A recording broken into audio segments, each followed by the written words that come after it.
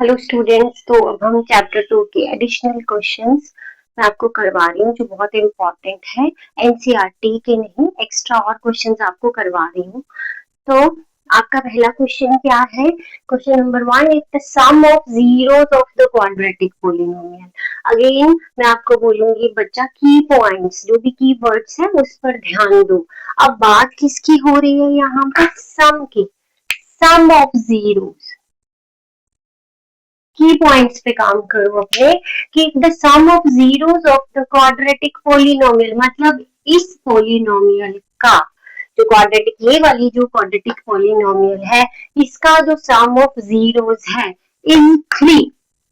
पहले मैं बार बार यही बोलती हूँ कि आधी तो जड़ हमारी बीमारी की क्या होती है? क्वेश्चन ही होता है। अगर हम उसको अच्छे से ट्रांसलेट करें, धीरे धीरे थोड़े थोड़े टुकड़ों में उसको बांट के ट्रांसलेट करें, उसको डेप्थ में समझे, और ये चीजें हम प्रोसेस स्टार्टिंग से ही कर दे तो बहुत अच्छा रहता है।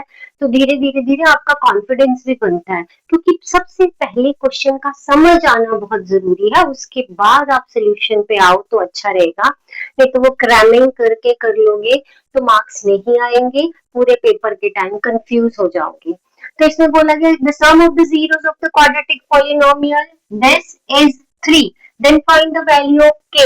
तो आपको वैल्यू ऑफ k निकालना है। आपको क्वाड्रेटिक पॉलिनोमियल दे रखी है, उसका सम दे रखा है, आपको वैल्यू ऑफ k निकालना है। बेटा जब भी सम ऑफ जीरोस दिखे उसका मतलब क्या है? माइनस बी ओवर ए। अगर क्वाड्रेटिक पॉलिनोमियल दे रखी है तो सम का मतलब क्या आएगा? माइनस बी ओवर ए, और प्रोडक्ट का मतलब क्या आएगा? सी ओवर ए। तो बच्चा उसके लिए अगर आप लॉजिकली सोचो, आपको माइनस बी ओवर ए चाहिए तो आपको एक क्वाड्रेटिक पॉलिनोमियल तो चाहिए ना, वो प्रेजेंट होनी चाहिए। क्योंकि ये क्वेश्चन वेरी करते हैं, किसी में कुछ है किसी में कुछ है, तो आपको अपने दिमाग में डालना है कि हाँ, जब आपके पास क्वाड्रेटिक पॉलिनोमियल है तो आपको माइनस बी ओवर ए भी मिल जाएगा, सी ओवर ए भी मिल जाएगा। तो यहाँ पर आपके पास जो है सोल्यूशन 1 में स्टार्ट कर रही हूँ। आपके पास है क्या? क्वाड्रेटिक पॉलिनोमियल है, तो मैंने लिख दिया given quadratic polynomial. Given quadratic polynomial is equal to, कितनी क्या दे रखा है आपको क्वाड्रेटिक पॉलिनोमियल में? 3x² minus kx plus 6। जो आपका सम है, सम जो दे रखा है दैट इज 3, लेकिन सम होता क्या है? माइनस बी ओवर ए होता है ना, माइनस बी ओवर ए। तो इक्वल टू 3। देखो मैंने कुछ नहीं करा है। जब भी आपको इस टाइप के क्वेश्चन आते हैं, आपको वैल्यू दे रखी है, उसको राइट साइड लिखने की कोशिश करो और लेफ्ट साइड में जो भी उससे रिलेटेड एक्सप्रेशन है उसे लिखो, या कोई फॉर्मूला है उसे लिखो, क्योंकि अननोन जो है आपका वेरिएबल आप इसी साइड लेके चलो तो ज्यादा बेटर है। तो माइनस बी ओवर ए, तो बी ढूंढोगे यहाँ पे बी क्या है? माइनस के। मैं बार बार बोल रही हूँ इस माइनस को पकड़ो, ये इस बी के साथ है, ठीक है, ये इस एक्सप्रेशन में पहले से ही है। तो एक्सप्रेशन का माइनस आ गया एक, और यहाँ पर आ गया इसके साथ माइनस के आ गया। Got it. और ए क्या है आपके पास? 3, तो ओवर क्या आ गया? 3। तो ये माइनस माइनस क्या हो गया? प्लस, और ये 3 कहाँ चला जाएगा? इधर मल्टीप्लाई में, यहाँ डिवीजन में था, यहाँ मल्टीप्लाई में आ गया। तो 3 3 9। देयरफॉर वैल्यू ऑफ k क्या आ गई आपके पास? Value of k is equal to 9। This is your answer. Hope it is clear. बच्चा की पॉइंट्स पर ध्यान देना हमेशा ही। सम है, प्रोडक्ट है, सम से क्या मतलब है, प्रोडक्ट से क्या मतलब है, तो आपने ध्यान देना इन सब चीजों पे। तो अब हम आते हैं नेक्स्ट क्वेश्चन की ओर। Question number 2।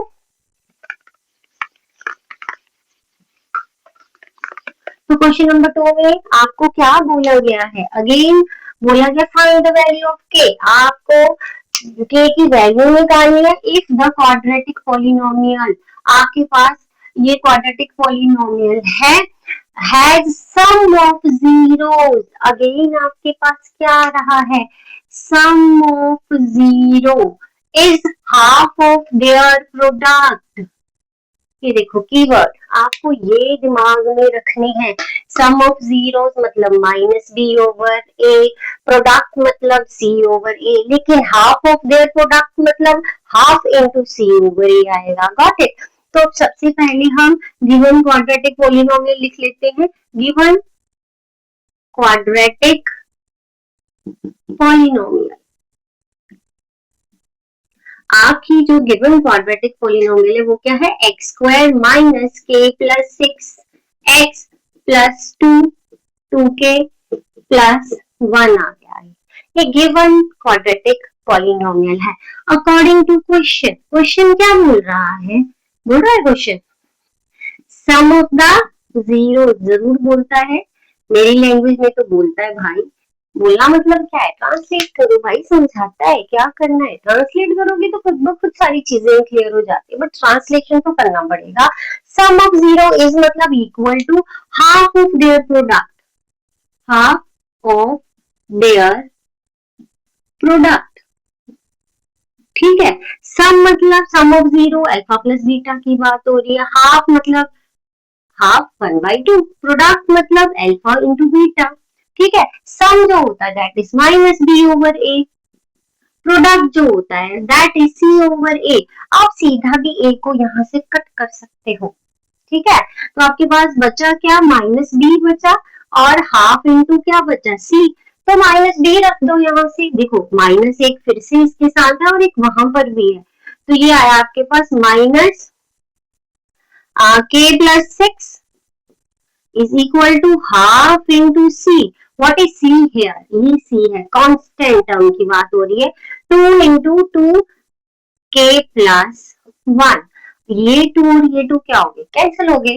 तो माइनस माइनस क्या बन गया, प्लस k प्लस 6 आ गया। तो यहाँ पर आया 2k प्लस 1।